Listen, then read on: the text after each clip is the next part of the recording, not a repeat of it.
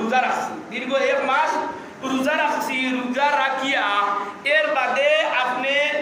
আজকে রাখতে যাওয়ার বাদে সামনের যে রাইত হইব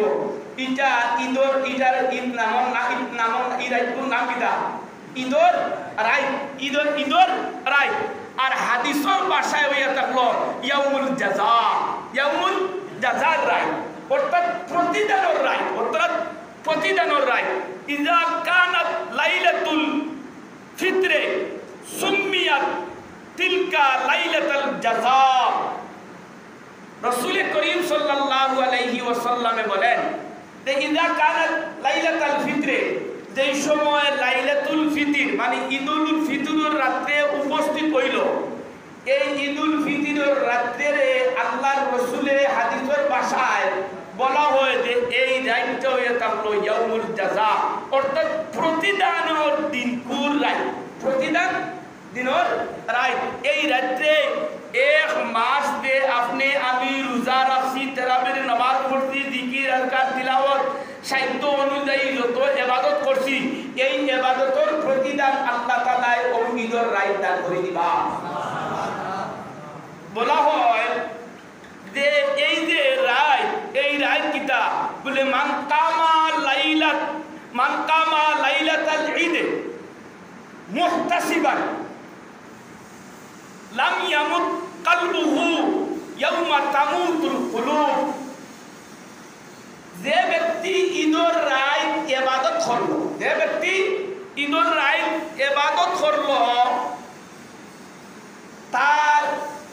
অন্তরটারে আল্লাহ তাআলা যেই সময় দুনিয়ার সমস্ত মানুষের অন্তর মৃত্যু থাকবো, ঘুমন্ত অবস্থায় থাকবো, ওই দিন ওই ব্যক্তির যারা ঈদুল ফিতর আর ঈদুল আজহার দুইও রাত ইবাদতে খাটাইব, এরার অন্তরটারে আল্লাহ তাআলা ওই কঠিন কিয়ামতের ময়দানত, কঠিন কিয়ামতের দিন আল্লাহ তাআলা তার অন্তরটারে জিতা রাখবা। মুহাদ্দিসিনে কেরাম বলে যে কিয়ামতের ভয়াবহ হিসাবে আল্লাহ তাআলার কোরআনের পরিমাণের মধ্যে উল্লেখ আছে যে এমন ভয়াবহ অবস্থা হইব, গর্ভবতী মহিলা তার বাচ্চা প্রসব হইব, ওই মহিলা সে নিজে অনুভব করতে পারত না যে আমার বাচ্চা প্রসব হয়েছে বলি, এমন কঠিন মুহূর্ত হইব। জনাবে রাসূল মকবুল সাল্লাল্লাহু আলাইহি সাল্লাম বলেন যে কিয়ামতের কঠিন মুহূর্ত মানুষ, সমস্ত হাসরের মানুষ বুঝে যাইব পাগল অবস্থায়, মাথার অবস্থায়, অথচ সে মাতাল নাই, কিন্তু কিয়ামতের যে ভয়াবহ পরিস্থিতি, এই পরিস্থিতির দিকে তাকাইয়া সমস্ত মানুষ পাগল হয়ে যাইব। আর পাগল হওয়ার কারণে সে কোনো বুঝতো নাই, তার অন্তরটা একবারে বিচ্ছিন্ন হয়ে দিব। বলা হইতেছে যে একজন যুবক মানুষ কিয়ামতের আযাব এবং গজব এবং এই পরিস্থিতি দেখিয়া যুবক মানুষ লগে লগে হে বুড়ো হয়ে দিব, যুবক মানুষ বুড়ো হয়ে দিব, বৃদ্ধ হয়ে দিব। এমন পরিস্থিতি হইব যে কিয়ামতের, এই কিয়ামতের কঠিন মুহূর্ত যারা এই ঈদুল ফিতরের রাতে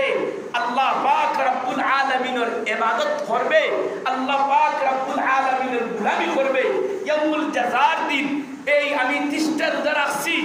আর আপনার আমি কি করছি, তারাবির নামাজ পড়ছি, এই পড়াগুলার প্রতিদান আল্লাহ তাআলা এই রাতে দিতা।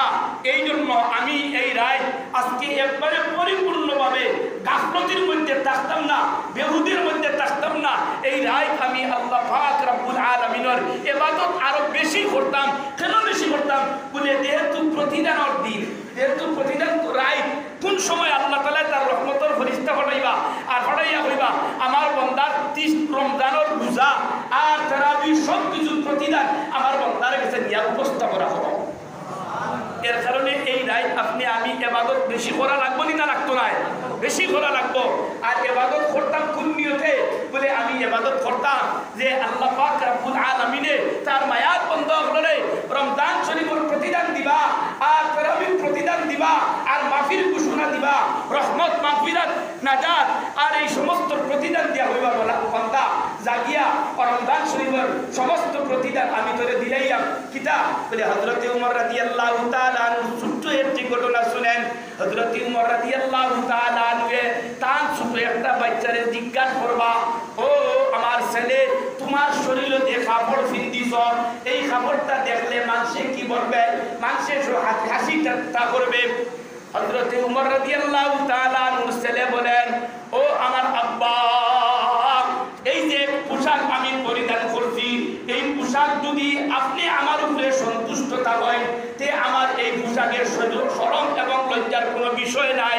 এই পোশাক আপনি যদি আমার উপরে সন্তুষ্ট থাকেন তাহলে কাল কিয়ামতের ময়দানে